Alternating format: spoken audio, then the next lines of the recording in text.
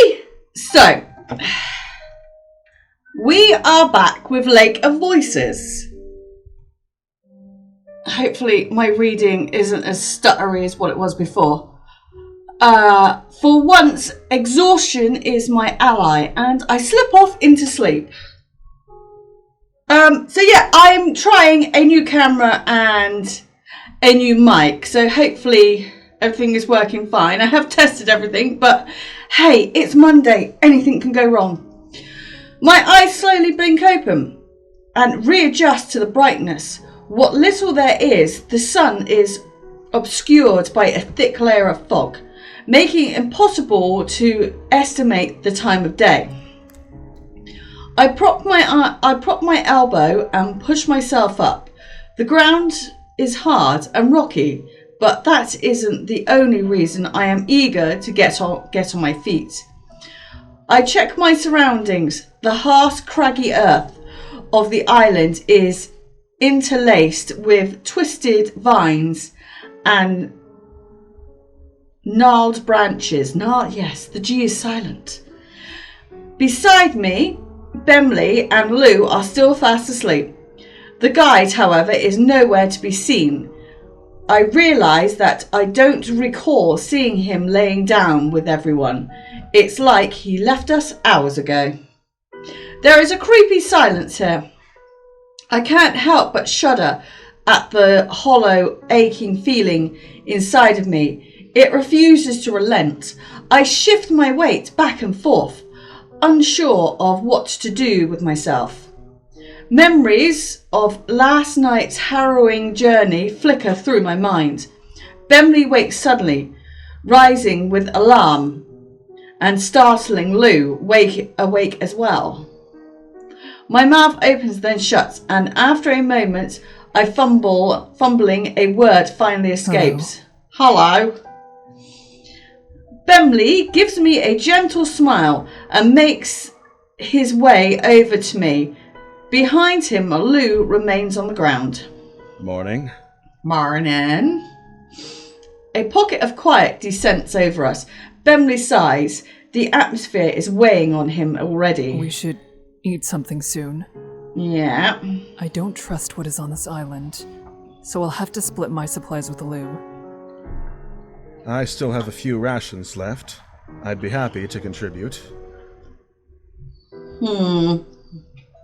One feels one is going to starve. Don't worry about me. I'm fine. I'm not hungry. Lou's back is turned against us. He still hasn't got up out of the dirt. You should eat. You have to keep your energy up for the day ahead. Bemley speaks encouragingly, like he is coaxing a nervous horse. Lou buries his head deeper into his knees as he curls into a tighter ball. No thanks. Bemley lets slip a small chuckle. Well, it seems I've lost my role as the childish one around here. Okay, didn't realise we were, but okay.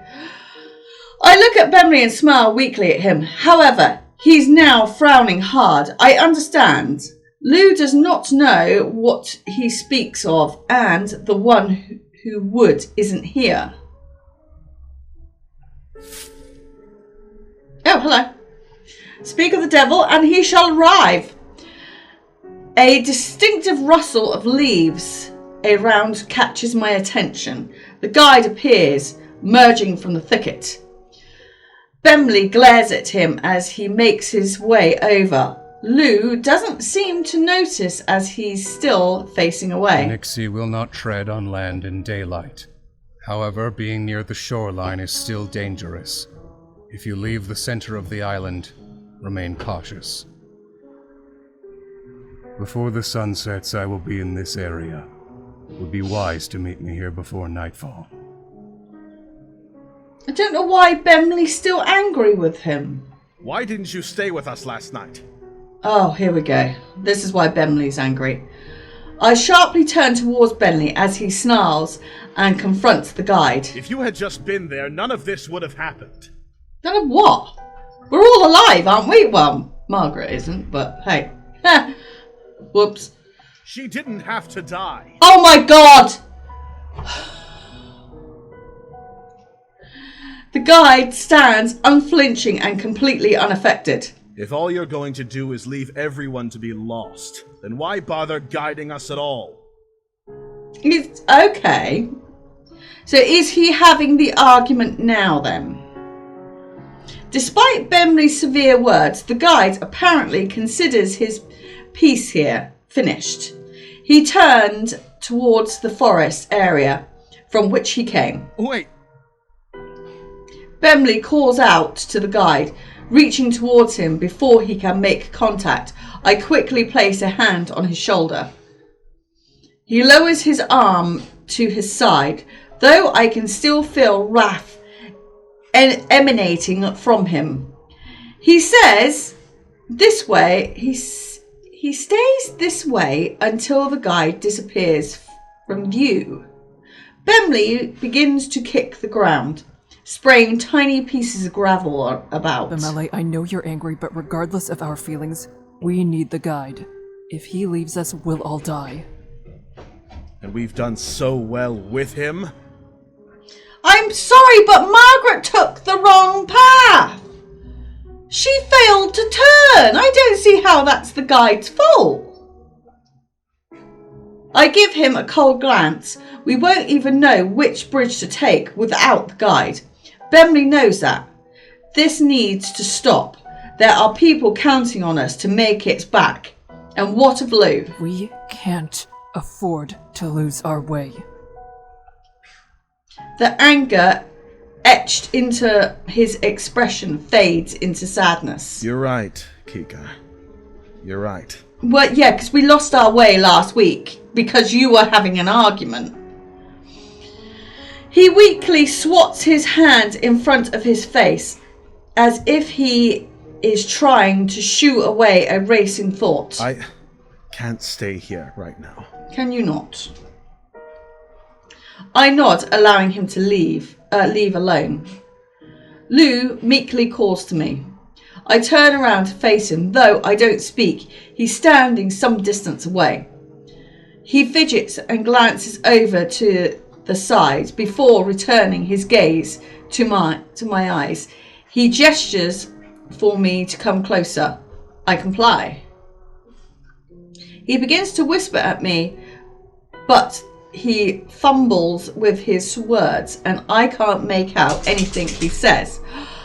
I look at him inquisitively. Finally, he speaks up enough to be clear. I'm sorry, mate. I fully understand. I fumble my words as well. I'm sorry for what happened last night. It's fine. Wasn't your fault. He speaks quickly as he looks up at me, eyes filled with sorrow. He shifts his focus downwards. You would have been better off without me. Nah, you're fine. We lost Margaret. We needed a replacement. Do you mean when I had to stay behind? Yes, you and your friend were almost completely abandoned. You got caught up in the fire, and it was a disaster. Well, we made it. It's all right. Nothing happened in the end. Besides, it isn't your fault that things turned out this way. It was closer to being my fault than anyone else's. I wasn't supposed to be here, and all I did was get in the way. The guide was right about me. I knew from the beginning that it would be like this too. Shut up, Lou. I never should have stayed. Shut up. Finishing his thoughts, he sniffles as he turns away. Suddenly, I feel a strong surge of emotion rip through me. Do you? Everything is falling apart, and I do not have the power to change this. Quietly, I speak. Oh, God. I need to be alone. I have to see Bemley. Lou stops moving. He doesn't turn to face me. I hesitate as well, also unsure of how to proceed. Would you be willing to speak with me? He turns around to face me, and his eyes are brimming with tears. He smiles slightly. Do that. I don't know if talking to you was a good idea. I find the will to smile lightly back at him. Lou walks closer to me, then pauses. After watching me for a moment, he turns his eyes to the ground, waiting for me to do something. I just stare at him, unsure. The only reason why I'm talking to you is because I think if I went to see Bemley, I think you would disappear, and I need you. After a brief silence, I finally Lou, sigh.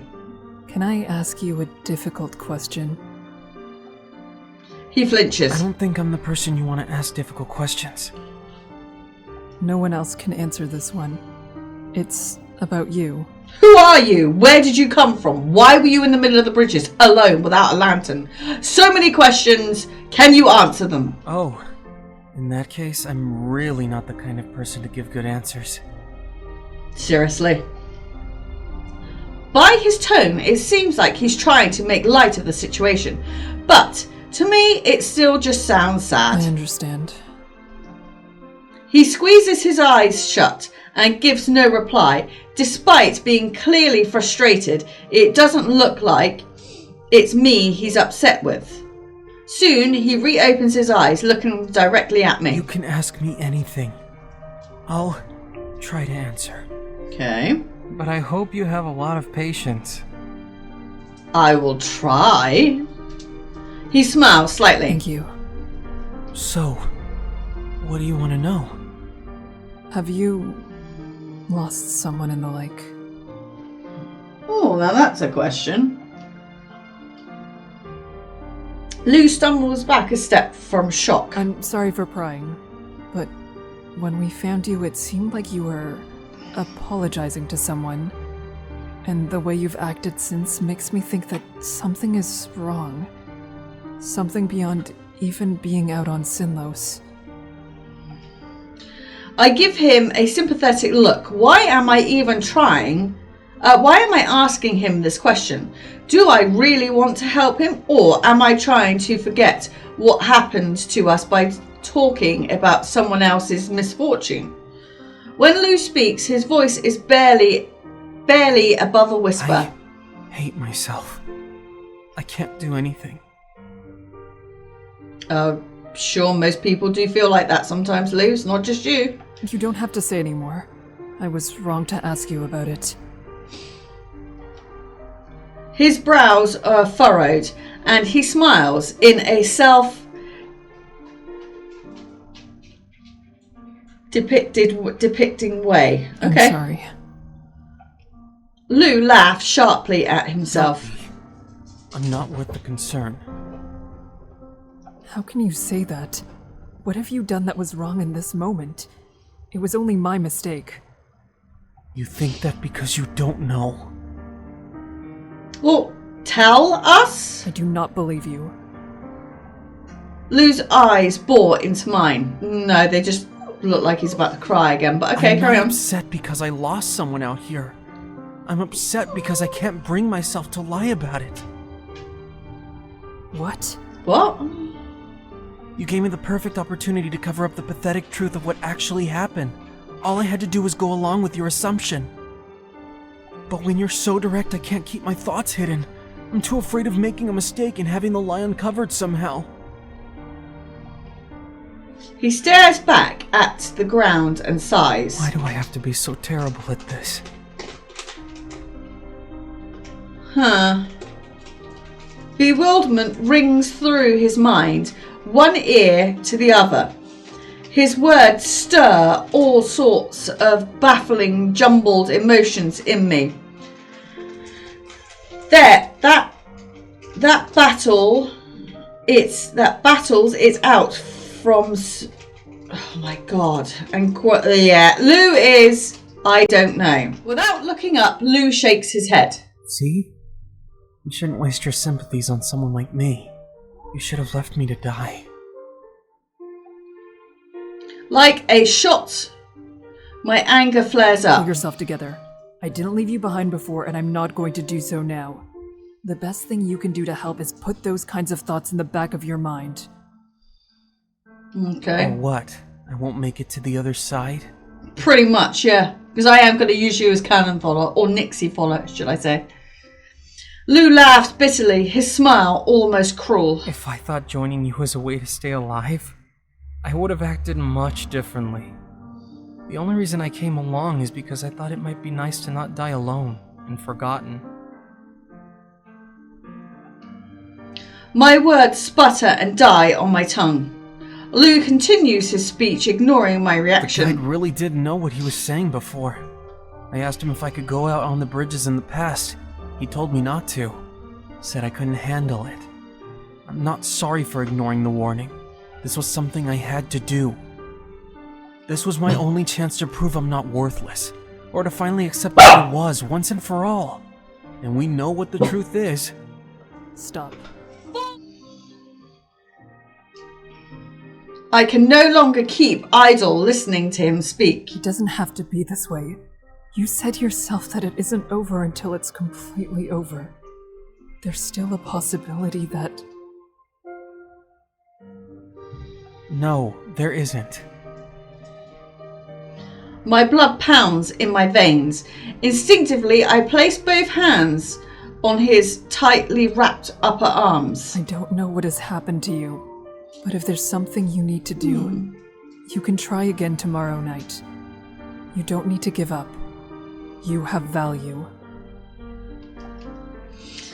Lou closes his eyes again and smiles to himself. I maintain my grip on him, waiting for his response. Alright. I'll try to stay alive if you'll do something for me. What is it? Don't put yourself in danger for my sake anymore. Okay. My fingers curl harder around his thin arms, wishing I could argue further, but I don't know what is going on in his head. And I might push him back into giving up. I don't have the luxury of trying to reach him a second time. I release him and take a step back. Fine. I'll accept those terms. Good. Now you might survive. You need to survive too. Great. Is this going to be the one where Bemley dies? He laughs. It goes without saying. Lou smiles tentatively. His attitude is still difficult for me to grasp, but I attempt to smile in return. Thank you for caring about me. I know you don't want anything to happen to anyone else. That is admirable. Okay. Lou says nothing. However, I do feel my words reached him. I wish he would let me help him, but I cannot find the way to do so. I can only trust that he will do his best to take care of himself now. It's better than him planning to let it end. I sigh wearily and yet somehow feel as though my resolve has been strengthened, at least for now. I'm going to head out. I want to see how everything is on the island. I'll make it easier by coming along. That's Then fine. you won't ever have to check on me. This time I am able to smile easily. That would be good. Happy to help. He's readily moves beside me. He readily moves beside me. Okay, and together we move out. Lou and I head through the wooden part of the island. There isn't anything that could be called a path, but we manage to pick our way through the brush quite well. Through the thinner stands of trees, we briefly catch sight of Guide standing on one of the beaches. He seems fine, but even though I'm sure he turned his head towards me, he makes no show of acknowledging us. Bemley, where are you? We move on and eventually find Bemley in a jagged clearing, leaning against a tree. He already notices us and is looking our way, smiling. As we get closer, I can pick up on the sadness behind his jovial expression. How are you faring? Any problems? Everything is fine. We came to check on you. That we did, Bemley. How kind. I've calmed down since then. Oh, good, Bemley. I'm glad to hear that. Is there any way I can help or anything you'd like to say? He raises an eyebrow at that, his grin becoming markedly playful. I didn't expect to see you so worried about me, Kika. Shut up, Bemley. I have to force myself not to avert my eyes at the comment, embarrassment flowing into me. Unexpectedly, Lou speaks up in a soft but permitting voice. I think she always cared. You just didn't notice. For just a moment, Bemley's mouth levels into a thin line, but in a blink, he's smirking again. That could be. It makes sense. He turns his beaming face towards me, and I hesitate, returning a smile, albeit a much smaller one than his. Out of the corner of my eye, I notice Lou is timidly smiling my way too. Oh my god, are we having a threesome? Bemley glances between Lou and I, noticing something between us. He does not mention it, however. Instead, he throws his arm out wide with a sour expression. Have you seen the guide? Oh, don't start with the guide. Bemley is clearly asking out of a sense of obligation and makes no secret that he's not pleased to be discussing the guide. I nod in response. I saw him earlier. He is the same as always. Okay. Good. In that case, I'm going to stretch my legs for a bit. I feel stiff from standing in one place for so long. Lou and I both bid him a brief goodbye. Bemley waves as he departs. It's good to know the others are well. Okay. We have nothing to do with our time now. Even I can't ignore the wistful tone in my voice. Something is tugging at my heart, trying to tear a piece away. Lou seems uncomfortable with my lowering mood. He stares out into the woods rather than at me. I think I'll go to the shore. No, you will not. His words snap me back hard, too hard. Reality. What? Why? I saw something earlier that I'd like to check out. The shoreline is dangerous. Whatever you saw could not be worth the risk. Lou actually laughs. Have you seen another lantern? A sudden sound that's as close to sniggering as it is to sputtering. Watching a Nyx drag itself across the shore in the middle of the day would be worth the danger, in my opinion.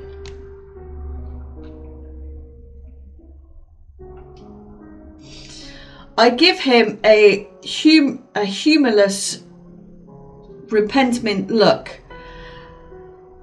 I feel fragilely like I have used this face to pet and young children from behaving poorly in the past. Pets and young children. Yeah. I was only joking. Thankfully, it seems to work on grown men as well. I hope he is telling the truth for someone so nervous he can be quite reckless. I'm still going, though. Don't worry. I'll be careful. We talked about this. He gives me a offensive lopsided smile. Oh my god. You said you didn't want to make me watch out for you. Well, we can go with him. I'll be back soon. You won't even notice. If you find a lantern, God, you're a saint. I sigh. Part of me wants to keep lecturing him on how serious this is. I just want him to be safe. But I fear I don't have the words to convey that without making the situation worse. Fine. I will come. Lou brightens. Of course you can come. I'd enjoy that. You creep me out. I get the feeling he was hoping I would say that. It is not as though I don't want to be around him. The farthest thing from it, it's the activity itself that's the problem. Despite my reservations, we head to the beach. Lou strides easy across the sand, his bare feet sinking down in the loose grains as he stretches out his arms contentedly. It's so much nicer out here. I make sure I stay close behind him, just in case. I would not want him to go off on his own. Lou notices my position out of the corner of his eye. He isn't so distracted that he's forgotten I'm here, it seems. What did you see? He takes a wide step back, so we are side by side instead. I can't help but be surprised by his assertiveness, and it makes me grin nervously. You know what I mean, right? Yeah. Yes. The shore has its positives. I find it hard to navigate the loose sand in my boots, but Lou has little trouble here. There are only a few ragged bandages wrapped around his bare feet. Oh my god. I have to wonder how he has been faring thus far. The forest floor is rock hard and full of thorns. I constantly check for any signs of bleeding. Thankfully, there are no traces of it. It also does not escape me that losing one's shoes is an uncommon occurrence. They must have been stolen, or he did not have any to begin with. Between my swirling thoughts and Lou's quiet self-assurance, we have walked in silence for a bit. This should be a good chance to ask questions about his life. He comes from, where he comes from, what he does for work, if he has any other family. However, I cannot help but assume he would shrink away from such attention. Lou catches my gaze and inclines his head. A whisper smirks on his lips. Is there anything on your mind? Something you'd like to ask me, maybe? Oh. Yes, I'm surprised you brought attention to it. Lou sniggers in a self-aware sort of way. When you're as suspicious as I am, it's pretty easy to guess that people will have questions. I smile faintly. His openness is certainly appreciated, but the look fades as quickly as it appears. I turn away. I think I've asked you enough questions. Lou's expression sinks into melancholy. He holds my eyes in his own tightly, locked and refusing to let go. Then he speaks unbidding. I've done odd jobs most of my life. The only title you could say I've had is messenger boy. So you can run then, if you wanted to. He hangs his head in embarrassment over his achievement and begins to drift further away. That is nothing to be ashamed of. Information is meaningless if it is not with those who can use it. There are far less honorable ways of making a living in this world. I can think of some too. Some that I've done. His words are mumbled, so it takes a moment for them to sink in. I'm not sure what to say, so I settle on closing some of the distance between us in an attempt to console him. Admittedly, I expected as much. His jitteriness and defensive posture are typical of a petty criminal. I imagine he's had a tough life. The warmth between us melts the dark mood that was beginning to form. A teasingly crooked smile blooms on Lou's face as he relaxes again. Thank you. I didn't say anything. Can we just please grab what you came here for? That's what I'm grateful for. At that, I am able to chuckle and give a bent grin in It's return. no trouble.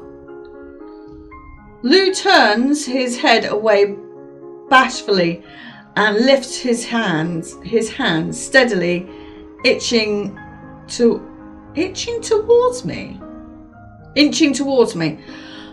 My pulse starts to race. Oh God. He lets it drop before he touches me. It is a relief as well as a disappointment. Once again, silence falls between us. Suddenly, Lou begins running forwards. There is nothing ahead of us. I'm completely caught off guard and left momentarily dumbfounded. I shout after him to come back, concern rising in my chest. He keeps up the pace, but turns his head back to look at... Oh, is he going to run straight into a Nixie? Almost if he enjoys this. Is that what you found? After a short sprint, he comes to a stop. As I reach him, he bends down and carefully picks something up out of the sand. It's a strange, beautiful Isn't shell. that amazing? I wonder if other lakes have shells like this. I'm not able to stop myself from sighing. I don't know. Is that what you were expecting to find? It is. I Really? like shells. Oh my God. The world is so dreary. Any flowers that bloom will wither and die in days without attention. I can't find a way to appreciate such fleeting things. It's only sad. As he speaks, his voice descends into despair, dropping so low I almost don't make out what he's saying. I cannot think why this shell is impacting him so profoundly. No, I can't either. But I want to confront him somehow, regardless of it. I can fully comprehend him. Shells are beautiful and they can persevere. That is something I respect. Okay. It is good you were able to find what you were searching for. No, we need a I think so lantern. too. We need another one. He lets himself remain lost in his moment for a second longer, then gently offers his meaningful shell to me. Why don't you keep it? It can be a reminder of me. I have no idea on what to say. Those words seem so harmless and yet foreboding. Despite my silence, he continues to hold the shell out for me to take. Curiously, I reach out and accept the gift, afraid that a wrong move could somehow hurt the shell or even him. That when I have it, Lou places both his hands over my hand and the shell. Thank you for coming with me. He continues to make it difficult to speak. It takes some effort to hide the bashfulness in my It voice. was no trouble, Lou. Really. Thank you for this. However, even if you didn't give it to me, I would not forget you. No. He looks happier than I've ever seen him as he presses my hand more tightly. I'm so glad I met you. Oh, brilliant. Likewise. I'm happy we crossed paths. I hope that will never change. If you think of me from time to time, it would make this all worthwhile. I'm glad. Even if it is a more generous view of this than I would give.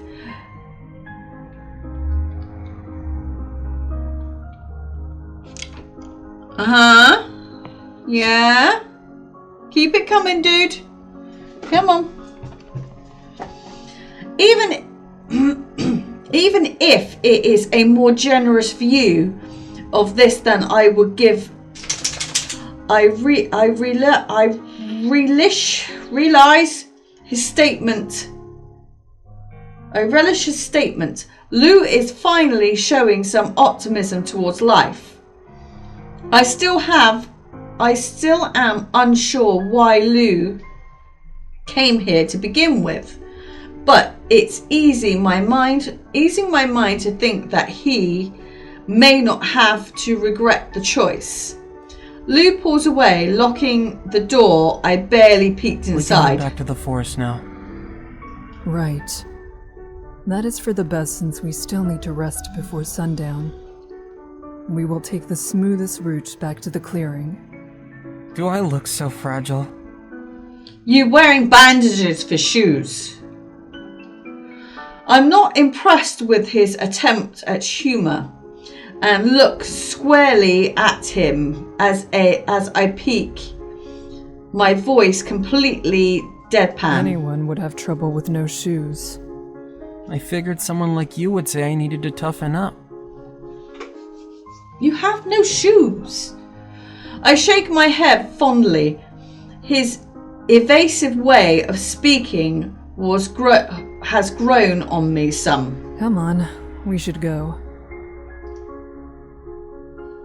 Together, hearts were eased with someone special. Okay.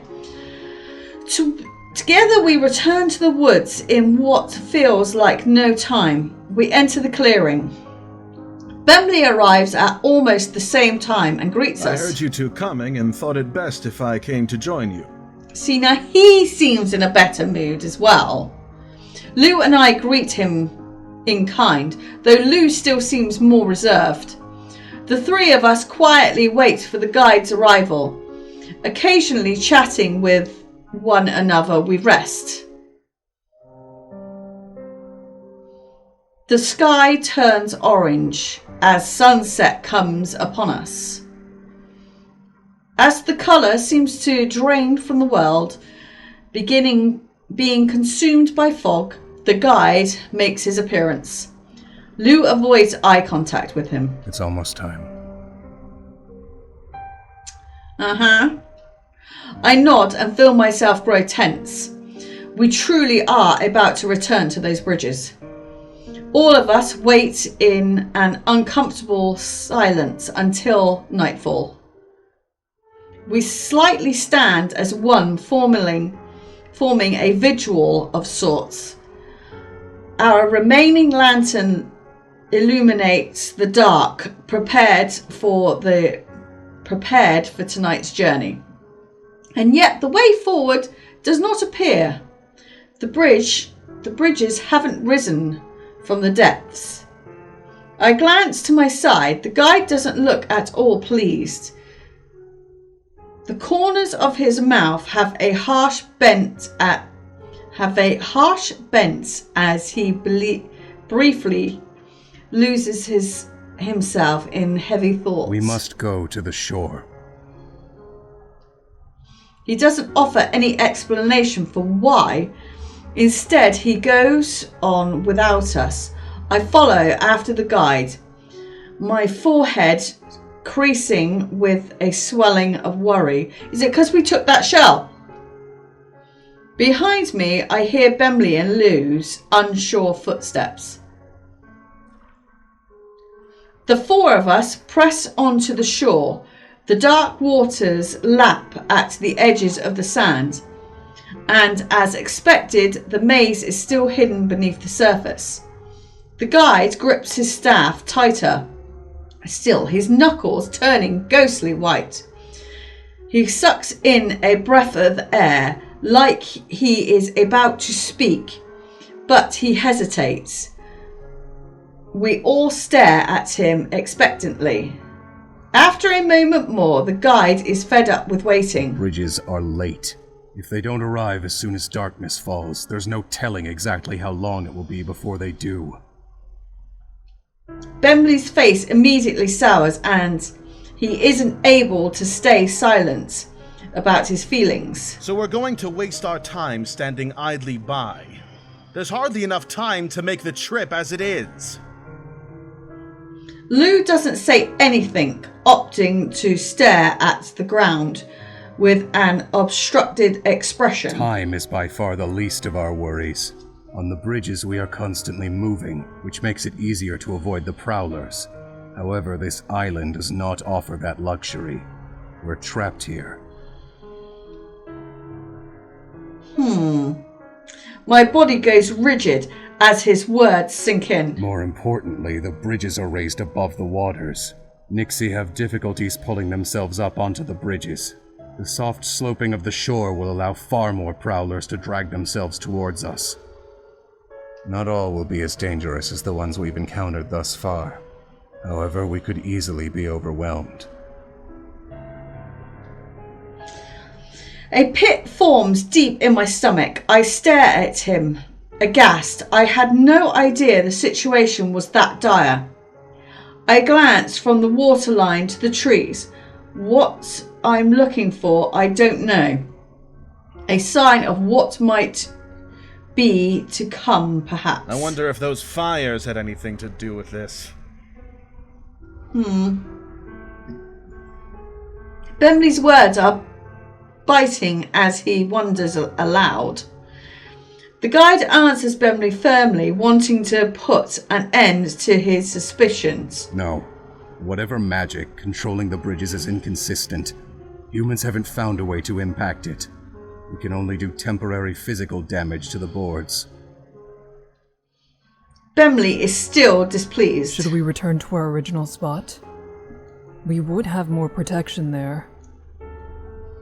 The guide closes his eyes and suddenly looks very worn down. Staying in the center of the island is the safest option. However, there's the risk that we may not be able to reach the bridges when they do rise. Prowlers could have taken full control of the shore by then. Remaining here with our lanterns will ensure the prowlers cannot move freely. My brows involuntarily knit together. I don't like the sound of taking additional risk in an area that is already so dangerous, but our options are thin. I will not be kept on this island for another day, so the shore is where I will be. You may wait at the edge of the forest, or even at the center of the island if you fear being attacked. If the prowlers come between us and you fail to make it to the bridges, I will leave you behind. Bemley spits hatefully under his breath. Of course you would. True generosity is not something I would expect from the guide, but that is not the conversation we need to be having at this moment. The guide has made his decision, and we must make ours. If you were staying by the shore, perhaps I could be positioned somewhat further back from you, and then the others could stay further back still.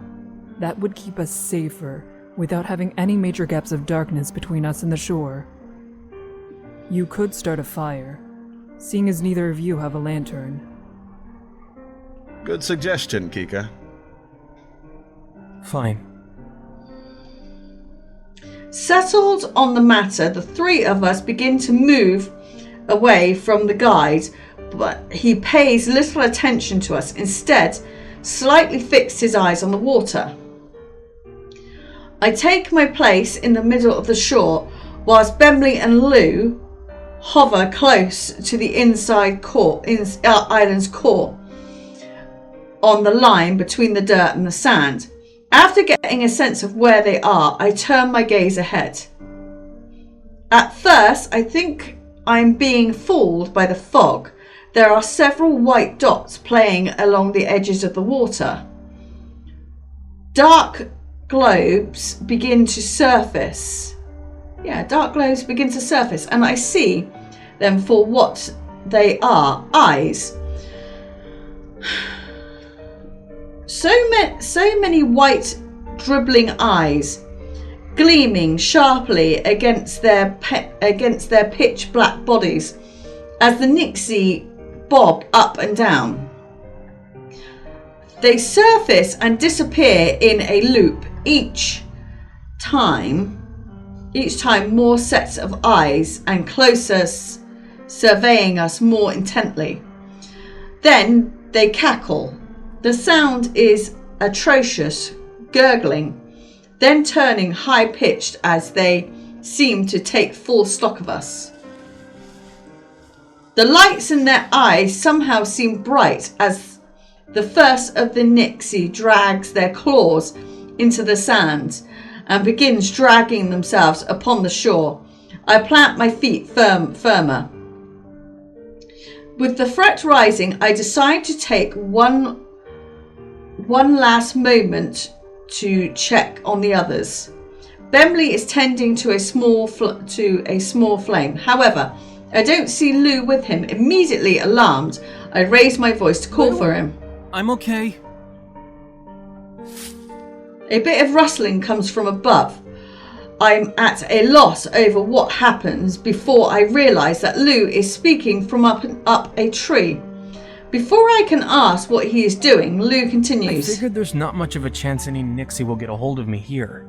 They won't climb. His voice is lightened with a easy confidence.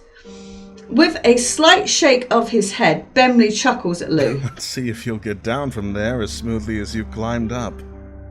Don't worry about me. He still sounds fully self-assured. I smile to myself. I'd like to believe that Lou will truly be safe from those predators' creatures this way. With the two of them doing as well as they can be, I cautiously back up to my original position. I return my full focus on the shore as we feared. This is becoming a pressing situation. More prowlers rose from the water whilst my attention was on those two. They've surrounded the guide on both sides. The only way to gain distance from them would be to delve further into the island, yet the guide shows no sign of giving up his position. He remains where he is, resolving to keep all the monsters near him in his sight. I grow more unnerved the longer I watch this. The guide seems impervious to the dangers of Sinaloes. This is the first case where I can't tell whether he will continue to be fine as always or not. It's a distressing notion. As they creep ever closer, I can't stay silent any longer. Your safety is most important. Consider retreating. He doesn't face me, but replies, I cannot do that. Nixie recognize signs of weakness. Backing away will only increase the odds of them attacking. Okay. I grip my lantern tighter as I swallow hard. What can I do? As if to answer my question, a thought whispers into my mind. I look down at the lantern in my hand. I could throw it, as long as I don't let it go too far down the shore. It doesn't seem plausible the Nix could take it. But if I do lose the lantern, then... Watch. Just watch. Don't lose the lantern.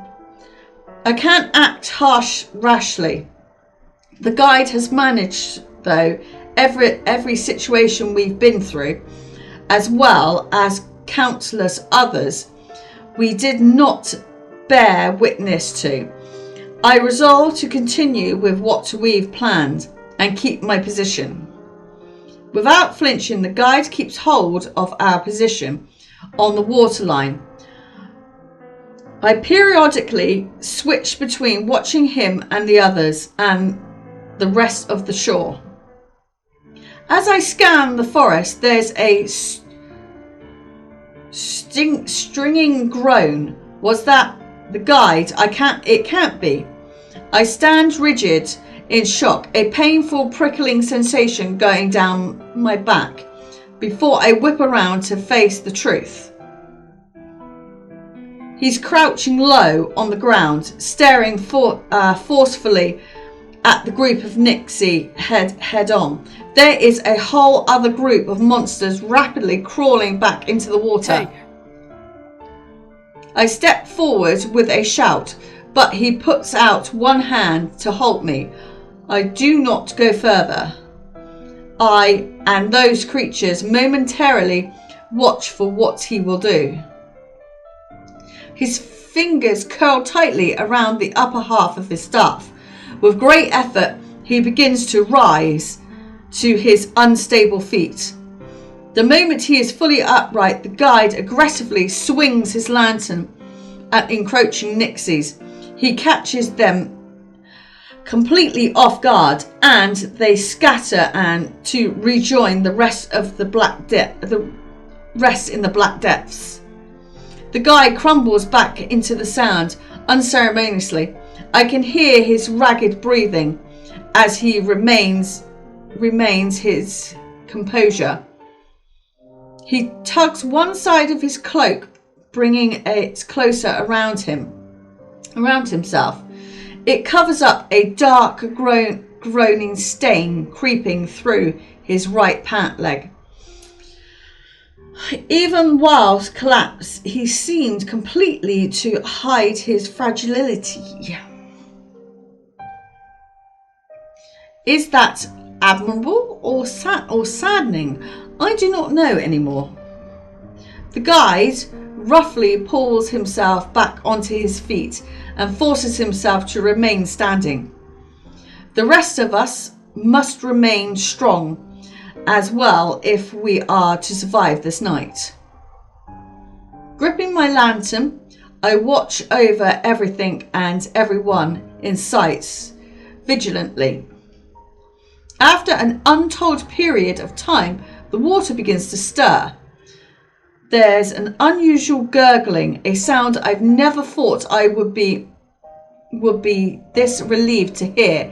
Slowly, creakily, the bridges make their nightly appearance. Cenosis is an overwhelmingly cruel environment.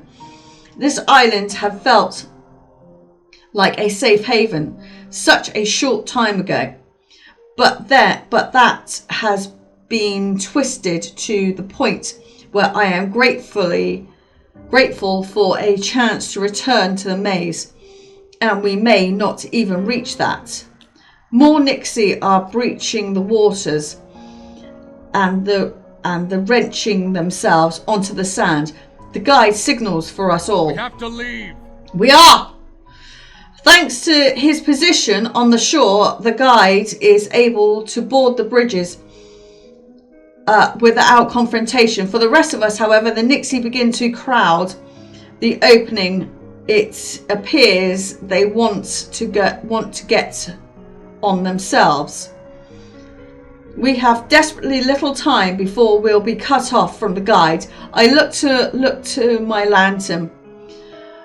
Will this light alone be enough to cause them to disperse? Bemley appears by my side, dragging Lou's arm in one hand and his sword in the other. Lou yanks himself free of Bemley's grasp and doesn't seem very happy at the Being taken treatment. into the water is the biggest threat with these creatures. While we're on the shore, we can keep enough distance to avoid it. I can help push them back. I appreciate his confidence, but I'm still not certain his help will be worth the risk. 2 is more intimidating than just 1. And there are many prowlers lurking, but however, physical wounds don't hurt them in the same way they do people. I could still use the lantern alone. Why can't you... I don't know why you couldn't have made a torch, Welsh. If you made a fire, why couldn't you make a torch? That has been the one weapon we've wielded against them thus far. My mind goes over every point. I can't think off on a loop, but there isn't the kind of time to spare. I have to give an answer. Use the light. Bemley frowns hard at me. He looks at me, seemingly like he desperately wants to disagree. Lou appears doubtful.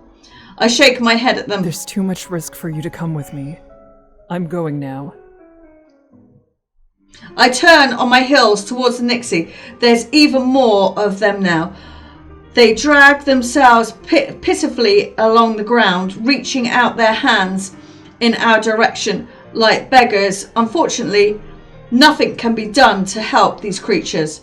As I approach, they curl their bodies from the light in my lantern. None of them move to retreat, however. Eyeing them wearily, I quickly jump forwards in the hope of startling them. A few hiss and flail, pulling themselves into the water. One responds a different way. It returns the aggression by lashing out and knocking my light free. The lantern falls on the ground and blinks out. I gasp. Oh no! Before I can turn around, one of them pounces on my back, forcing me to the sand as well. Frantically calls out to the... Get to the bridges! Many more pile on. I dig my fingers in the loose granules to put up no resistance as they begin to drag me closer to the shore. There is a shout, but I'm not able to make out what the words are. As I feel the thick water begin to lap against my legs, I know it's my soul that will never escape. Is this the end? Oh, protecting what matters until the end. Oh no. No. Let's fight. Okay. Then I am as well. We're gonna fight. I will attach the lantern to my belt for now. Bemley grins and grips his sword firmly. I'm ready for it. Okay. Lou, stay behind. This needs to be done by us alone. He doesn't verbally reply. However, the severity of our situation isn't lost on him. He falls back and waits for our signal. I latch the lantern to my leather belt and unsheathe my sword. Are we going to lose Bemley this time? We approach the battles as the two of us have done in the past. The skin of the monsters folds against their bones as they shrink back from the light. Bemley takes a wide swing at one nearby, which forces it back even further. I follow in suit, shrieking at the beast near to me. Each arc of the sword opens the way a little more. I listen closely and feel confident that Lou hasn't drifted. I pray my instincts are right. It's far too dangerous to look away, even momentarily, with the Nixie so close. Our efforts bear fruit as the path to the bridges clears in front of my eyes. We waste no moment sprinting towards the bridges. Okay, we're back on the bridges. We are back on the bridges. I'm going to do it there. There's that one and there's that one. Right. With the others near my side, I amble back into the maze. We don't stop until there is a considerable distance between us and the shore. It is there that we encounter the guide. Upon seeing his figure, I hide a sigh of relief. We haven't been left behind. Our arrival doesn't change the guide's empty expression. He doesn't say or do anything, instead allowing all of us to catch our breath. Bemley starts to laugh incourteously through through even breath. Such recklessness. I can hardly believe it worked. Lou looks as though his legs might fall out from underneath him. Normally, I wouldn't ever say anyone on these bridges are lucky. But we are. That's better. We treasure the moment of triumph for a little more before the guide ends his silence. We need to start walking. We've already lost much time as it is. Almost as soon as he finishes his statement, we stumble near, fall back down. His hand slips down the shaft of his staff as he sinks to the ground. We gasp upon his breath. Are you all right? Is there anything we can do? I don't have much, but I could still clean and wrap it. I take a few hurdle steps. I reach my hands towards him, which he curls away from like a barned cat. He turns his gaze up to me and shakes his I head. tended to it myself when you were still on the shore. Moments ticks by as I stare at him, growing even more nervous. As horrible as his injury is, the large situation at play is desire for all. It is a weight bearing down on each of us, threatening to bring the entire group to its knees rather than only our lead. We can't stay here. Are you able to walk? I ain't going back to the shore. I've made it this far. He eyes his feet with gritted teeth and clenches his staff tighter. Not like this. Oh, God. A beat of type passes before he continues, his voice slightly ragged. I have a way. It will be enough to get to the other side. Come on then, let's go. Shaking, he removes a hand from his staff and reaches into his cloak, reaching for something. I have little other choice but to watch as he searches his pockets. The panic that we thought was past starts creeping back in. He retrieves a small vial of Vercus liquid. Inside, swishing it slightly as he holds it up. I peer at it curiously. Drinking this will numb the pain. I'll be able to ignore that my leg is injured for the time being. Come on then. I analyse the vial hesitantly. I am pensive as I mull over the possible other effects it could have. Something that pretends would be a miracle during if there were no downsides along with possibilities. Is that safe? It must cause drowsiness or have some kind of impact on you. Not to mention, pushing your leg so hard when it's in that state could permanently ruin it. He regards me as his lips twist part ways into a My snarl. leg isn't broken. It will heal without issue once I'm able to treat it. In order for that to happen, however, I need to live. I thought you said you were dead. I flinch slightly. We would usually snap at such a question. The pain must be truly getting to him. What about side effects? You didn't say what they were.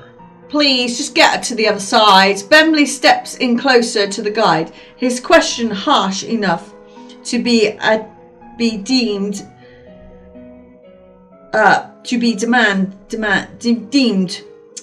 Bemley trusts in the guide. His trust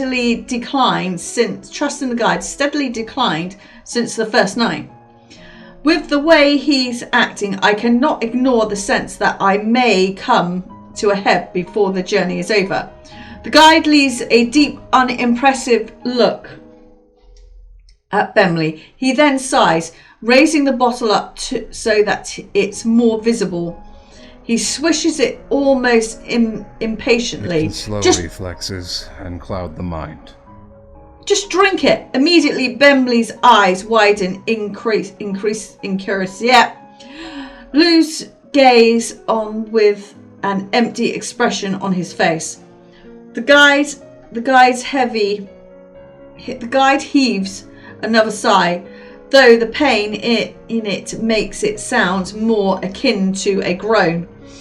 He is still impatient with the group's delay as the time marches on. I will only be taking half a dose. It won't ease all of the pain. Oh my However, god. it will reduce the odds that I will be notably impacted by any adverse effects. I know how you feel about others coming close to you, but is that truly the best solution to a situation like this? You need to be clear-headed here. Bemley takes another heavy step forward. He meets the guide's eyes stonily. No, you can't drink something like that. I'll carry you. Bemley presses forward, encroaching on the guide's personal space. The guide visibly shrinks back. However, he can't hobble much further away due to the injured leg. Before the guys can put forth another word, Bemley brazenly snatches the bottle straight from his hand. Everyone is stunned to silence by Bemley's action. Even the guide has trouble expressing any sort of emotion beyond furious disbelief. Bemley ignores all of our reactions and smiles triumphantly, holding the bottle like a trophy. You have made it very clear that at the first inconvenience, you would leave us all for dead in the water.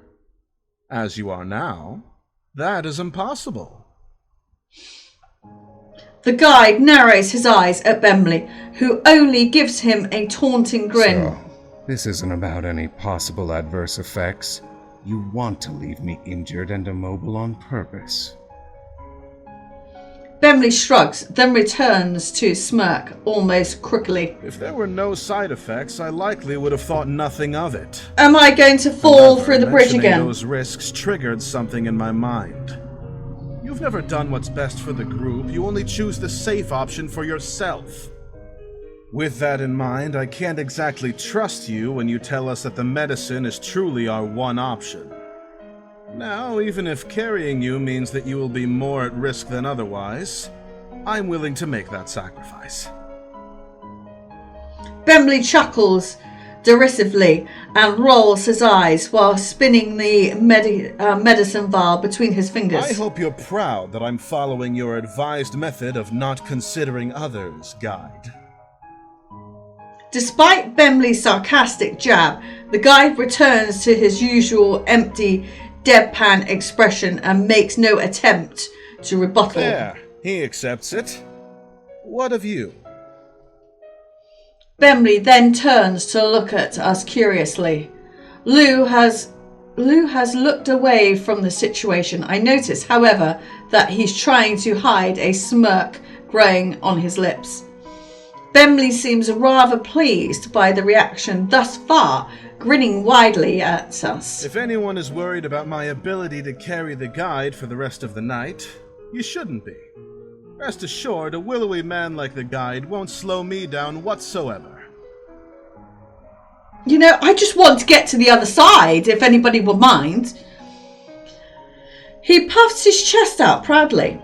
Lou places his face into his hands, refusing to look Bemley's way, though his fingers a glimpse of a grin still remains. Bemley's face faces me expectantly. The guide also leaves a stealing glance in my direction. We may be having a bit of fun getting the upper hand on the guide for a change, but if we don't get back now, we never will. Though, do we truly need to? All that matters is reaching the shore safely. What really is for the best in this situation? That could work. I don't know, though. Bemley grin widens. At my lack of resistance. I feel nervous, turning my inside jitters as I think over doing something so drastic, no matter the fear. This has to be done. Even if the guide can be trusted to show us the correct path, he is not reliable when it comes to anything else. If I will let him do as he wishes, it's very possible that at some point during this night he will leave us to die. I believe you are capable of carrying the guide to the other side. That seems like the least risky option we have for the group at large. Bemley lets out a small triumphant laugh and tosses the vial over to me. I catch it and quickly tuck it away in my pocket. I'll return it to its rightful owner once we've made it to the shore. Bemley steps back to the guide, slides one...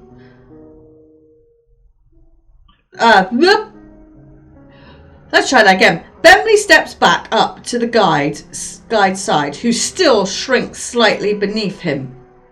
The guide narrows his eyes as Bemley grows nearer. Fret not. I will take proper care to lift you. This isn't the first time I've carried an injured traveling partner. I'll have to hoist you over my shoulder since we've still got a ways to go. I ask that you don't make too much of a fuss about it. The guide stares at him plainly. I'm hardly in a position to resist. You've taken away my ability to do anything but be dependent on you and your decisions. Even though this path was only taken because I am not someone you care for rather than true pragmatism, it is a better mindset to have on these bridges than how you've acted thus far. Okay. Bemley snorts out a sarcastic laugh. Thank you for your approval. Can we please just get to the other side? He bends down and grabs the guide, lifting him over his shoulder. Bemley is careful not to bump the guide's leg. He still winces in pain, clenching his staff tightly as he's jostled back and forth. However, the arrangement is quickly settled and Bemley is ready to begin walking with the guide in tow. Lou again doesn't say anything, quietly surveying the situation. He seems far more nervous now than the option they laughed over is a reality. I must trust that his worries will not come to pass. Continue down this bridge. We cannot remain here any longer. Bemley gives him a nod and starts to walk across the soggy boards as the new head of the group. We walk along the bridges together in stillness, the guide occasionally instructing of what path to take is the only conversation that reverbs in the night. Our steps echo throughout the bridges, and I'm more acutely aware of just how many paths there are spreading across the lakes than ever. Even the voices of the lake are quiet, but it's no for in their place is an otherworldly squelching sound of prowlers contorting their aquatic forms across the boards. It's impossible to tell exactly where they're coming from. The sound seems to echo in every direction at once. All I know is that it's too close for comfort. I do my best to ignore the feeling, but the sound still fills me with a constant, lingering dread. Hello? We cross a long path and come across a strange sight. It's a bridge which curves in and becomes more narrow in the middle. Yeah, okay. Than usual. Eyeing the debris bridge wearily, we grow nervous at the idea of getting that close to the edge.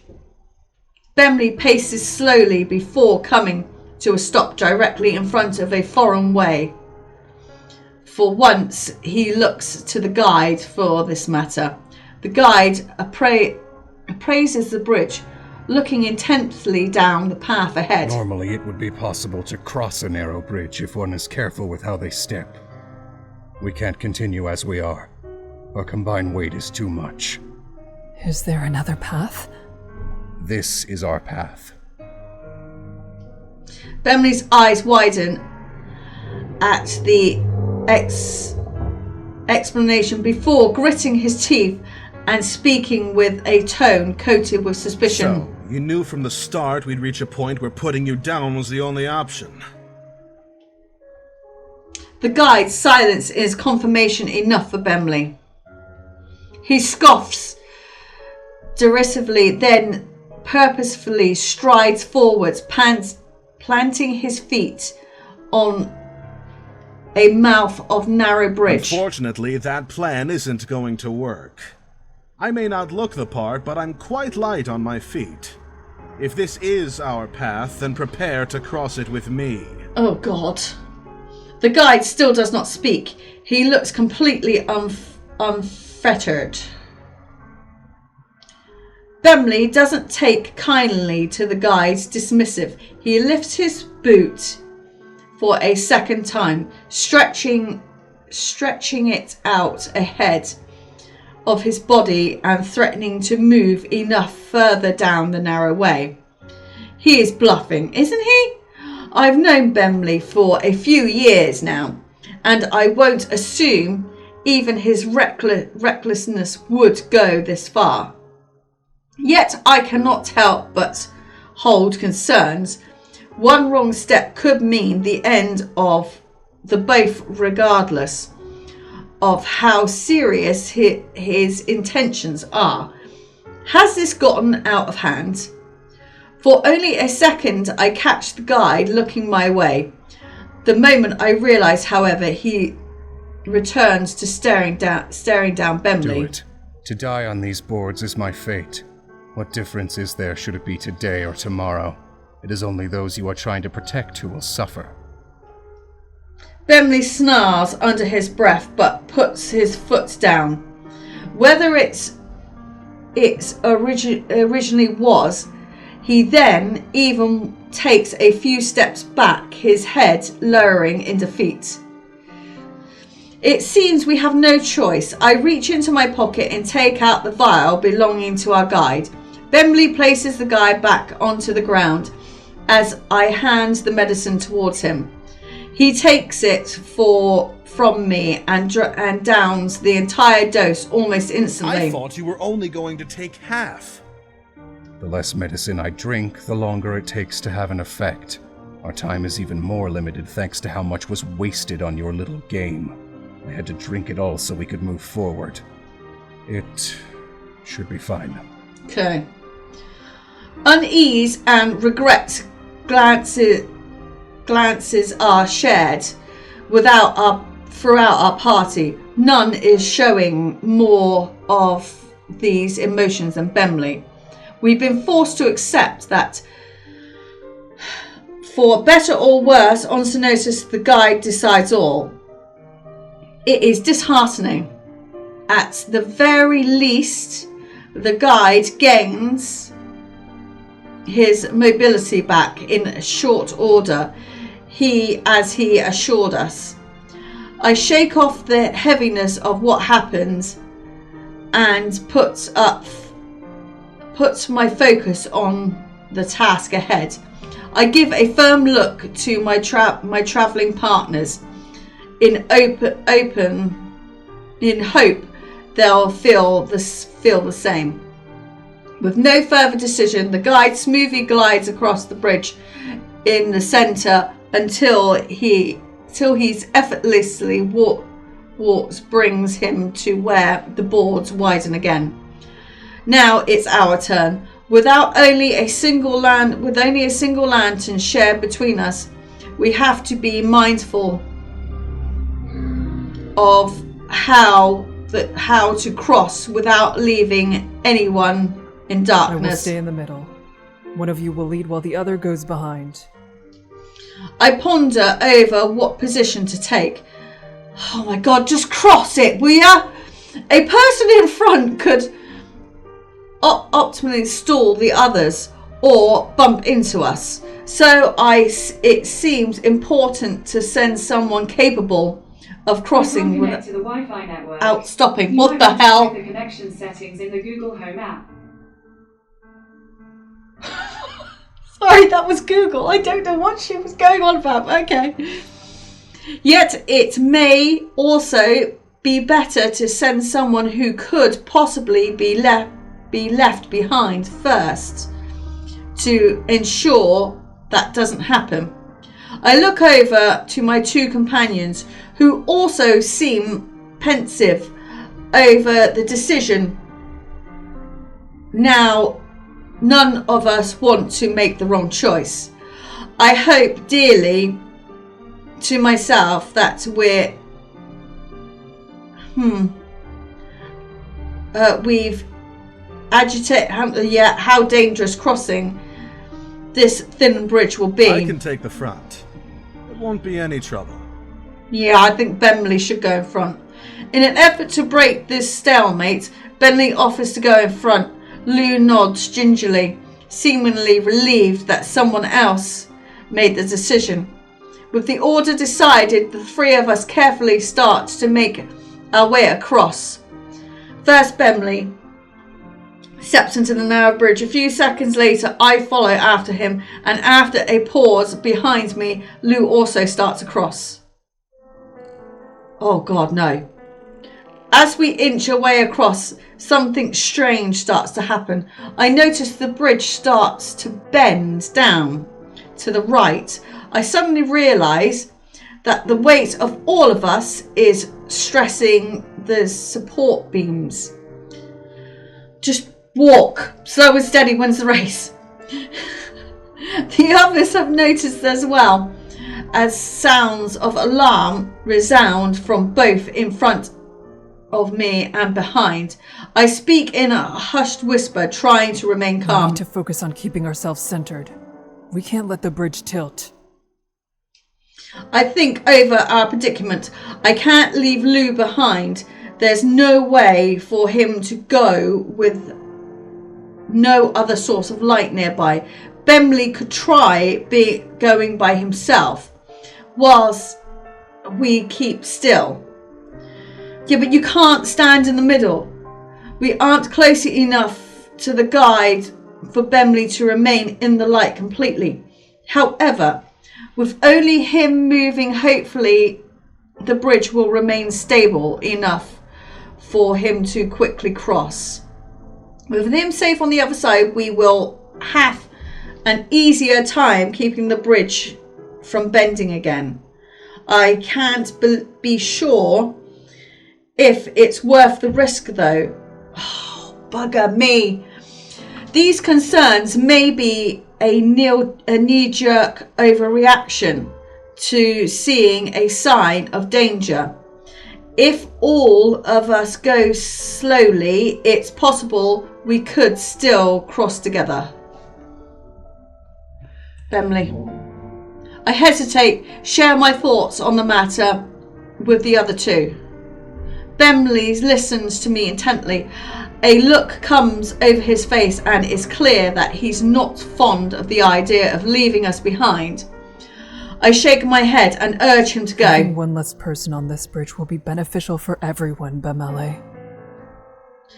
Lou keeps quiet, a silent agreement towards the plan. He sighs and nods. Benley sucks in a breath and carefully starts to walk down the bridge. It mostly stays in one place. The bridge slightly creaks from side to side. Luckily, it is not an extreme enough tilt to unbalance anyone. Bemley successfully reaches the edge of my light. For a moment, he stares down at the path of darkness.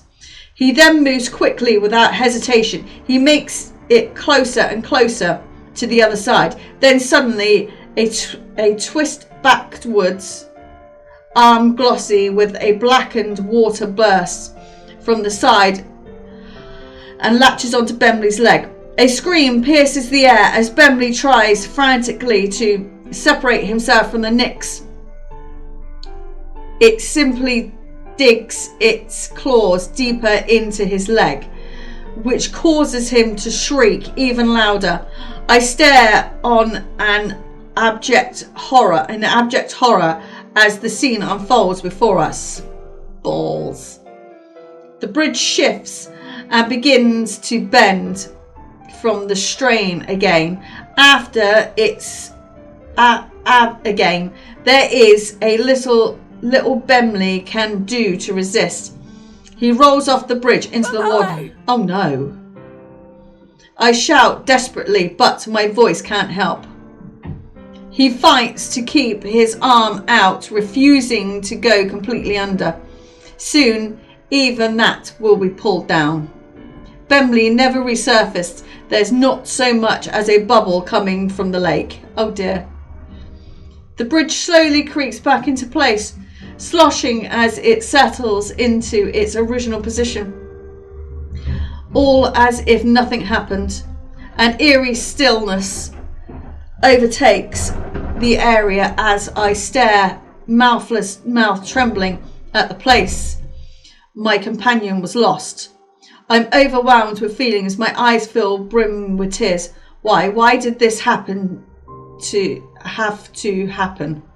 Before I have any time to grieve, the guide's voice rings out on the wind from across the bridge. You cannot stay there. You must keep going. I count my breaths in an attempt to calm myself. As long as I stand here, Lou can't I'm move. going to start walking again.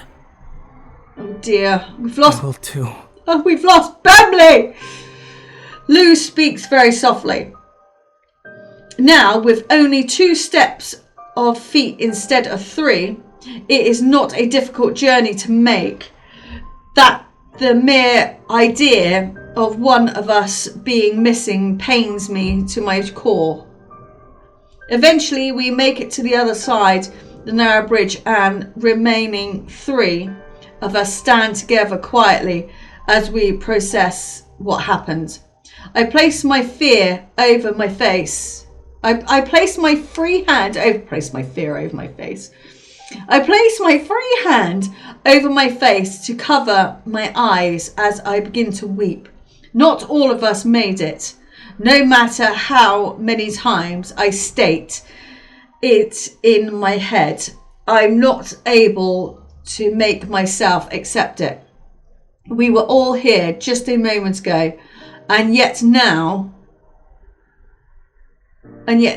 how could this have happened? Forget what you saw. As of right now, nothing matters except for the fact that we have yet to reach the shore. Morning will arrive soon. We must continue. He is right. I can understand the words. I need to keep myself together until I reach the shore, and yet it seems impossible to actually do. Everyone is being lost, one by one. I can't take it. Kika, if we survive, it's fine. Lou gently places his hand on my back and whispers to me quietly. It's okay. The guide taps the base of his staff onto the boards, not allowing me to become lost in my sorrow. Lou shuffles towards the guide, but he doesn't make it very far before he runs out of light from my lantern to remain in. Lou comes back, taking my hand and cladding it to his own. then starts walking. I manage to make myself take a step forward. My stomach twists as we simply have to move past the death of another person for the second time. It's so cruel. Bemley was a wonderful guard and a wonderful person. He was striving towards so much, but it was all lost in a moment. Unfortunately, Kika, so many people are good, wonderful people, and they strive towards so much, and then something as stupid as that cuts it all short. I'm so sorry. I'm so sorry. After hours of navigating the web of bridges, the faint silhouette of the shore creeps into view. It seems unbelievable that the end is in sight. Even anything could happen, Kika. Even the whispers of hope does little to ease the ache inside me. I still feel hollow inside. Those of us remaining continue in the direction of the shore, and the darkness around us begins to break. A seed of worry sprouts inside me. Will we make it? The guide ahead seems to have no sign of concern on his face. He is calmer now, calmer than I have ever seen him.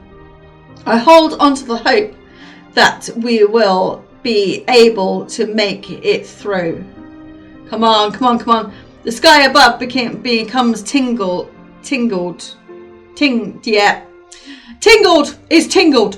with red as we head down a long stretch of boards. We walk further and further into the mist before what comes into view halts my step. A dead end. I gasp at the sight. It sunk. Why? Why did this bridge have to fall now? The shore is there. I see it right in front of my eyes. Lou's mouth hangs open, completely dumbfounded over the sight. Is there any other path? I ask urgently, making an effort to keep myself from sounding too panicked. The guide doesn't respond or even turn to face me. He just keeps staring ahead at the end of the pathway. Our way has been taken from us. We need to find another bridge before the sun rises. Oh, finally, the guy stirs from his harsh call. He speaks in a distant sort of way, as if he were in a trance. This bridge didn't sink. It was never the path to the shore. And yet here we are. What? What? I took the wrong way. We can't reach the shore. I wonder how much of this was a mistake. Ah, okay. Lou stands still with an icy expression. This cannot be happening. It can't. He took us the wrong way, and he did it intentionally. The medicine, it's robbed him of logic, or perhaps it was his will that was lost. If he had taken less, would this, yes, we shall find out, would this not have happened, or was it over? Or was it over? Or was it over as soon as I left him to the Nix whilst on the shore? My mind begins to race with a million other questions, but I snap myself out of it. There is only one pressing matter to attend to at this moment in time. I forcefully grab the guide by his shoulders and make him turn towards us. You need to show us the correct bridge, or else we're going to die. He brushes my hand off of him, dropping his staff to the side in the process. I grab his wrist and try to pull him forward. He remains solidly planted on the bridge, with more strength than I anticipate, given his hazy state. I tighten my grip, intending to make him move this time. However, he speaks before I can. I have done all that I can. Do what you will. My hand slips from the guide at those words. I look at him, utterly baffled. He did not understand him. We did not understand him, not in any way. I fell back into the corner as the sun rises higher. Someone touches my forearm. Lou is looking up at me with a severe expression on his face. We need to leave now. We do. He's right. The guide, he isn't going to the shore this time. Is Lou actually suggesting we leave the guide behind to die? Yes. The bridge behind begins to violently quake below us. Lou pulls my arm, urging me to follow him. I swallow hard. This is foolish. There isn't enough time for any of us to make it. He is aware of that. I quickly grab Lou's hand and we start to race across the boards. Not too much progress is made before the shaking morphs into an urgent shuddering and sinking. Despite the bridges starting to disappear below, we keep running until there is no more bridge left to cross. I try desperately to tread water, but my armour weighs me down in the dense fluid, enveloping my strength is quickly zapped away. I don't sink so much as plummet down into the lake. The painful fighting burns my lungs. Takes a few moments to subside. Then I slip into unfeeling nothingness. Drowning in every drop. Oh my god. Okay. So he has to take the half dose. Okie dokie.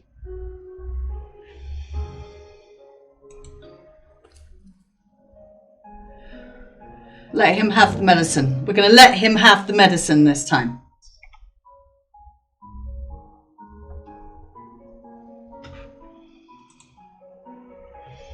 His expression immediately falls when I said this. He stares down at the bottle in his hand, dejected. I sigh. I don't enjoy dashing his hope of not being completely at the mercy of the guide. However, this reckless behaviour is more likely to get out of us killed. He cannot carry a man for the entire journey. I'm aware that you have good intentions, but having a mutiny on our guide is going too far.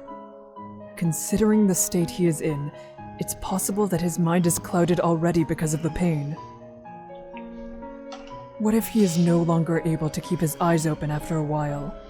If the guide cannot take care of himself, then he won't be of assistance to anyone. She has a point. Bemley scans me, and I can tell that he still has reservations over my arguments. I can't blame him. The guide will not give up on his own life over some pain. Yet I stand by my reason and look at him firmly. Bemley looks at me and then back down at the bottle. The others start to grow nervous over our battle of wills. Hand back the medicine. The guide won't leave us behind as long as we follow diplomatically. We all must cooperate. We force our sight back on the guide, realizing he's became the center of attention. He haltingly gives us a nod. Bemley clicks his tongue a few times. Don't do that. That's so annoying, Bemley. Before doing as I ask and hands the vial back to its owner. I'm determined I'm going to make it through. We're going to get to the other side. He feebly accepts the glass and uncaps it, downing half of the vial without wasting any more time. I feel confident that the guide will continue to show us the way. However, Bemley starts to grow frustrated with the guide not immediately speak, pressing his heels into the wood board below in anticipation. The guide softly rests his head against the side of his staff. His eyes droop slightly as he relaxes his muscles briefly. He waits patiently for the medicine to kick in, forcing the rest of us to do the same. After a brief pocket of time, the guide's laboured breathing steadies, and he slowly pulls himself up upon his feet with his staff as leverage. Despite the stumbling slightly, he tries to get up. The spike of energy he receives from the medicine is notable. We must continue now. Yes, let's go. He doesn't waste any time. Doesn't waste that strength communing with us further. Instead, turning his back towards the small group, and with that brief statement finished, he starts down the bridge. I can still see him limping. I cannot deny that it is worrying. He already takes half of the medicine. Would taking enough to properly walk be much of a risk? No, he's not taking any more. I begin to follow after the guide and the two with me behind, making sure to stay within a safe harbour of my light. Once I'm near him, I notice that he isn't becoming more stable in gait. I ponder over whether I should mention my thoughts to him or not. Say nothing. I bite my tongue and let the thought go. Now is not the time to be making even more of a fuss. The guide knows how to manage these types of situations. Creating another situation will waste more of our time and accomplish nothing. It's already been settled, and I need to keep it that way. Our group moves to a much brisker pace than the previous night. After an exchange that just took place, the mood has sunk low into the murky pool. Not a word is exchanged between us, and only sounds that accompanied us are the whispers of the demons in the lake and the pounding of our feet hitting the wood. Yep, we're back here. After some time, we encounter a strange bridge, oddly noticeable immediately. The boards bend, become far narrower. Yeah, I've done this one. The guide marches forward with no hesitation, whilst the rest of us awkwardly halt in the front of the narrow path. He calmly walks in the centre of the boards, halfway there. It begins to wobble. I suck in a breath as I can only watch.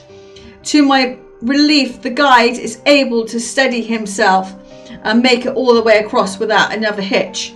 Now it's our turn, and with only a single lantern shared between us, we have to be mindful of how to cross without leaving anyone in the darkness. Hold on 1 second.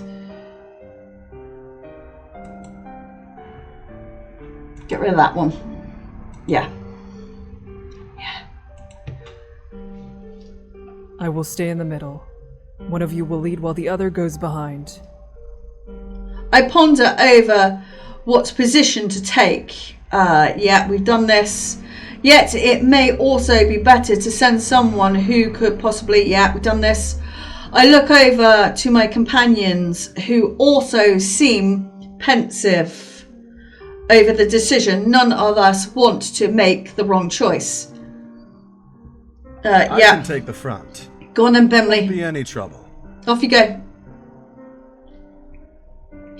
In an effort to break the stalemate, Bemley offers to go in front. Lou holds gingerly, seemingly relieved that someone else made the decision. Yeah. So yeah, we're going across. The others have noticed it as well. The bridge is starting to shake. I speak up in a We need whisper. to focus on keeping ourselves centered. We can't let the bridge tilt. Okay, I think over our predicament, I can't leave Lou behind. There's nowhere for him to go without any light. I just want to save as close as to where I think we're going to die as possible, so we don't have to go back so far. Bemley could try to go by himself. Yeah. I can't be sure of the risk though. If I say Should we nothing... keep going? Yes, keep going. Lou darts his eyes nervously. Yes, we need to move forward. If someone notices the bridge bending at all, they need to slow and tell the rest of us. Okay. Both of them nod, and so we begin inching our way forward.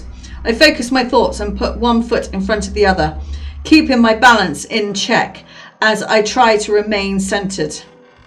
Despite the rest of our best efforts, however, the bridge begins to tilt sideways once more. We can't stay in sync with one another, causing the front of the bridge to bend to the left, whilst the back twists to the right. We need to rebalance. All of us move our positions. Once only further contorts the bridge, it begins to rock dangerously back and forth. I start to struggle to remain on my feet, let alone be perfectly centered. It is me alone that the lot of us struggle to keep from toppling over as the bridge waves from side to side.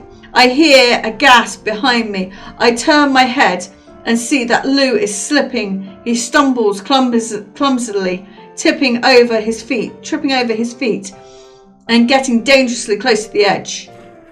I reach my hand out to him, as futile as it is. He has already lost balance and toppled over the side of the bridge, completely falling into the water below. He doesn't call out for us or for anything. Whoa! I shout desperately but my voice can't help. I'm sorry, Lou. He vanishes from sight into the depths. Lou never resurfaces. There's not so much as a bubble coming up from the lake. Oh dear. The bridge slowly creaks back into place, sloshing as it settles into its original position, as if nothing happened. An eerie stillness overtakes the area as I stare, mouth trembling, at the place my companion was lost. I'm overwhelmed with feeling. My eyes fill to the brim with tears. Why? Why did this have to happen? Before I have any time to grieve, the guide's voice rings out on the wind from across the bridge. You cannot stay there. You must keep going. I count my breaths in an attempt to calm myself. As long as I stand here, Bemley can't I'm move. going to start walking again. All right. Okay. Bemley replies with agreement. However, there is a quiet anger running through his response. Now, with only 2 sets of feet steadied instead of 3, it is not difficult a journey to make. The mere idea of one of us being missing pains me to my core. So even if we could have kept Margaret alive, one of us still would have died there. Eventually, we made it to the other side of the narrow bridge, and the remaining 3 of us stand together quietly as we process what happened. I place my free hand over my face to cover my eyes as I begin to weep. Not all of us made it.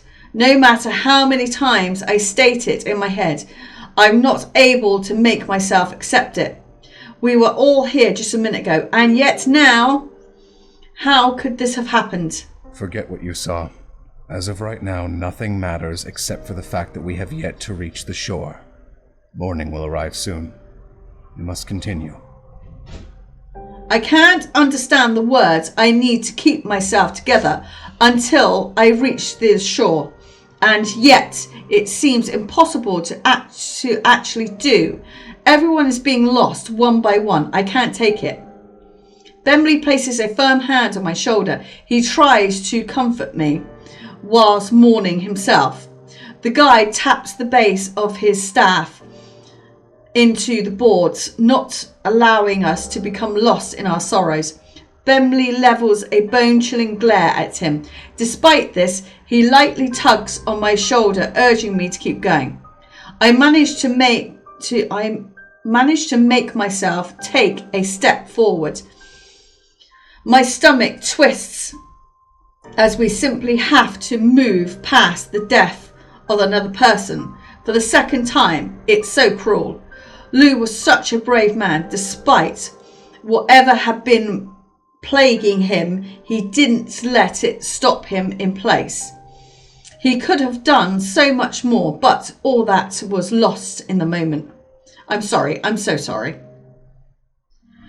After hours of navigating the web of bridges, the faint silhouette of shore creeps into view. Are we going to make it this time? It seems unbelievable that the end is in sight. However, that whisper of hope does little to ease the ache inside me. I still feel hollow inside. Those of us remaining continue in the direction of shore, and the darkness around us begins to break. A seed of worry sprouts inside me. Will we make it? The guide ahead seems to have no sign of concern on his face. I hold on to the hope that we will be able to make it through. We near the very end of the bridges. I can smell the trees and the earth, and even though the fog, I can almost count the remaining bridges between us and land. Oh God. But between the end and us, prowlers appear. Bemley curses quietly as the prowlers sloppily advance.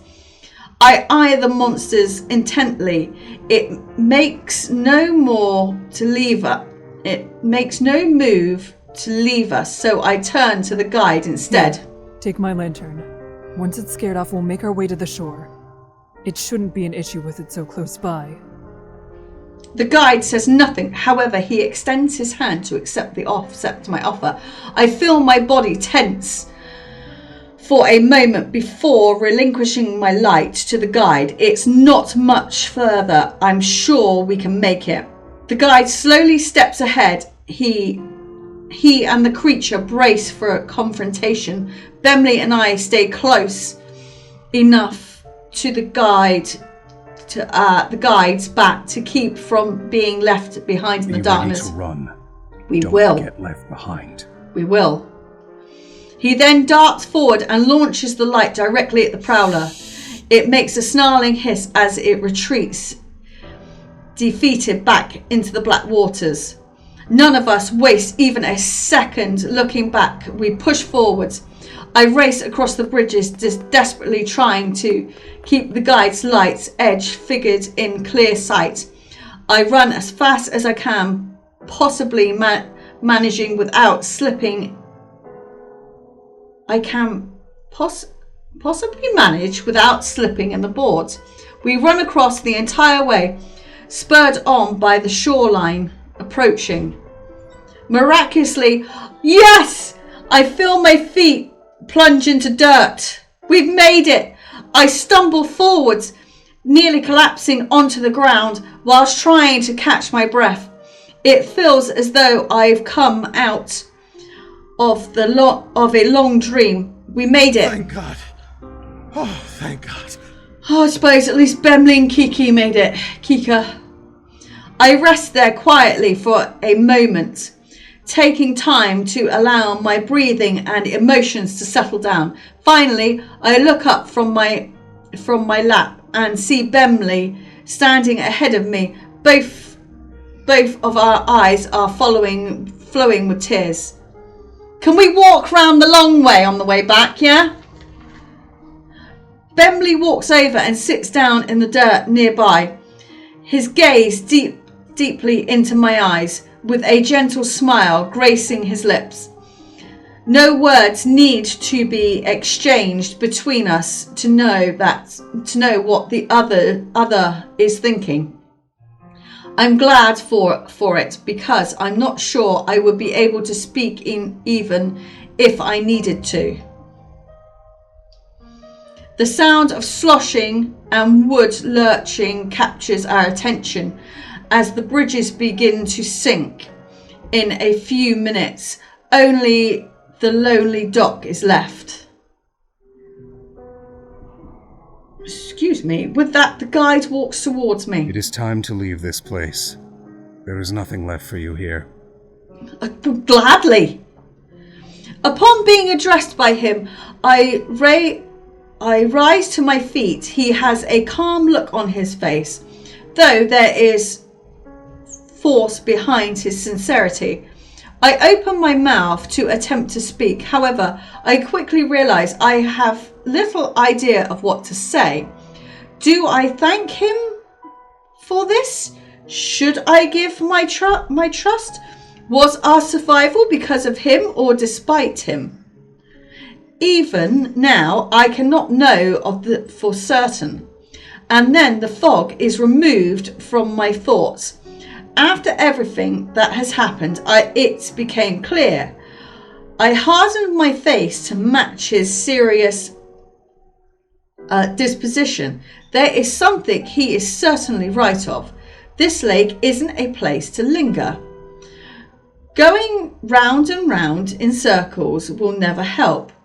We cannot submit our lives or our minds to sinews.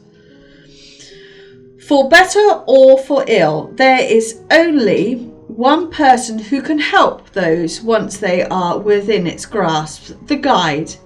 If he were removed, the place would be no safer. What I must do if I truly want to defend others to keep them from coming here at all.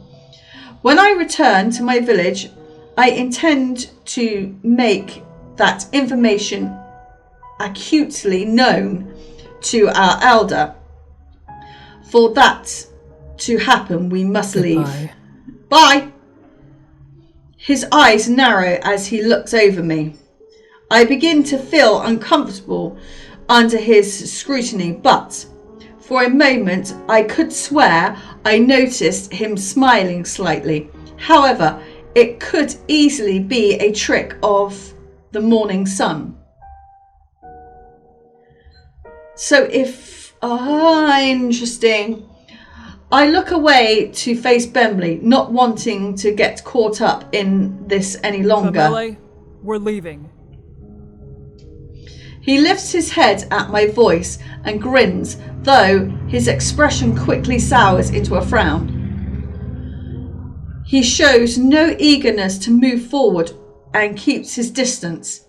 He still feels regret that it is only us who are leaving. I empathise gently with him, knowing that feeling is one we will never escape from, even after this lake is far behind us. It's called stress, survivor's guilt, that one. However, he manages to weakly smile again. Those words are music to my ears. Let's head out. Bemley walks towards the forest without even acknowledging the guide. That is for the best. On the whole, we must get away from here.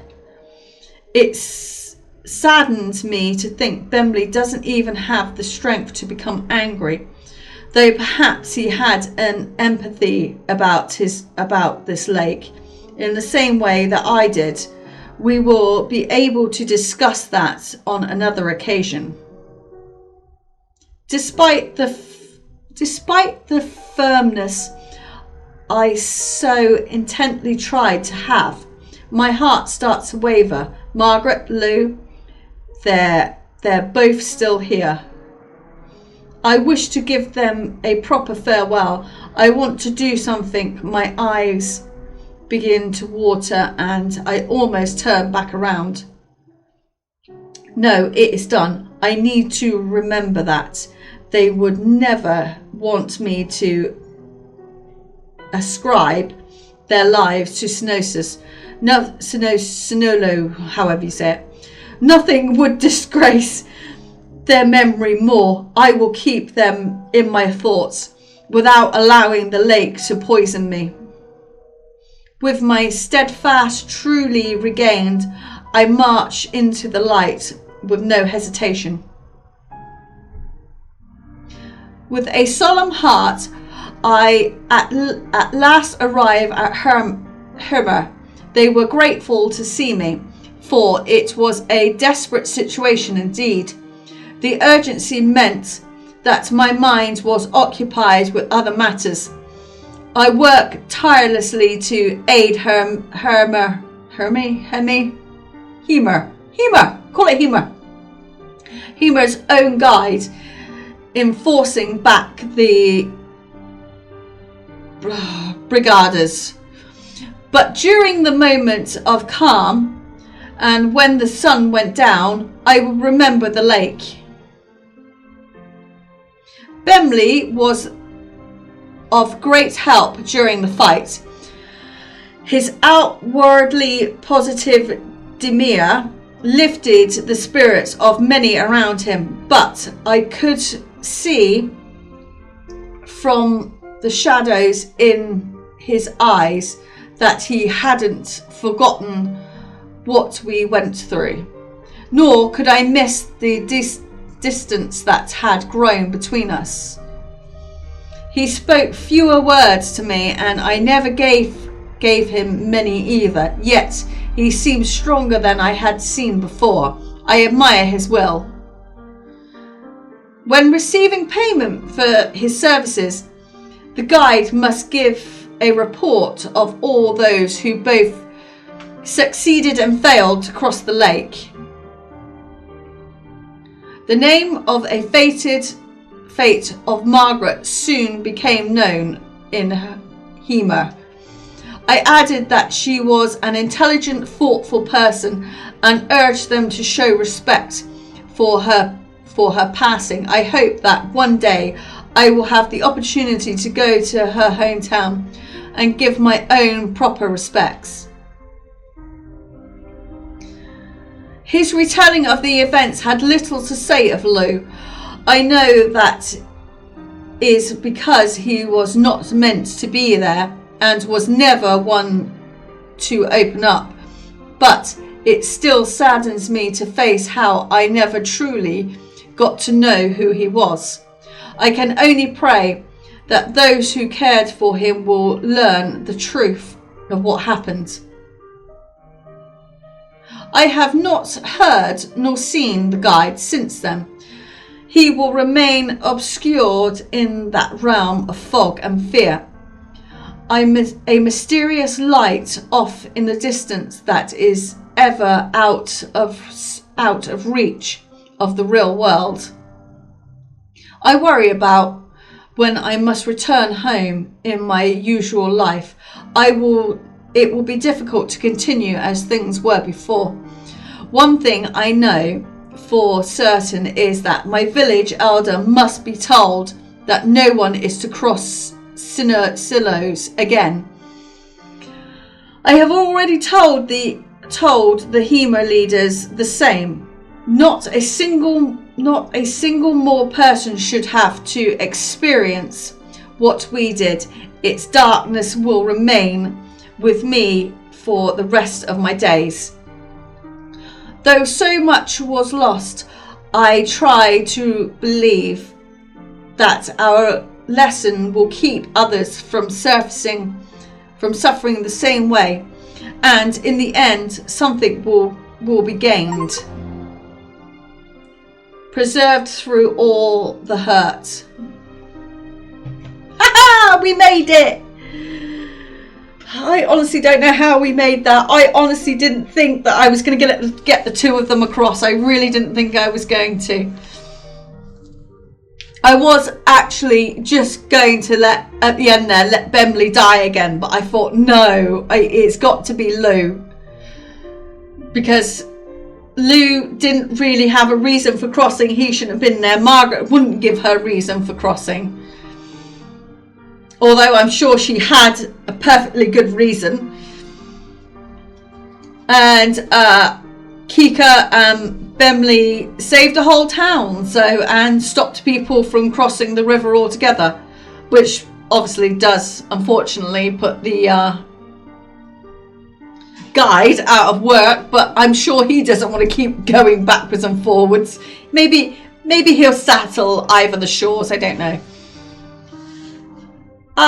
A lot of reading. I'm sorry, there was a lot of reading. Wasn't actually expecting. I was expecting at least a few fight scenes or something, but no. Maybe sort of like cards or turn-based fights or something, but no. So, that was Lake of Voices. I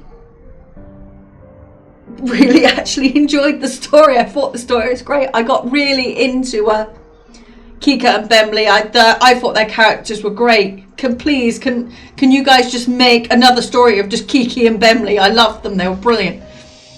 So, don't forget to like and subscribe. It's free. You've got nothing to lose. Don't forget to ding dong that bell because it likes to be ding donged. Little thumbs up every now and again. We don't mind. And thank you for watching, and we shall see you next time. Bye.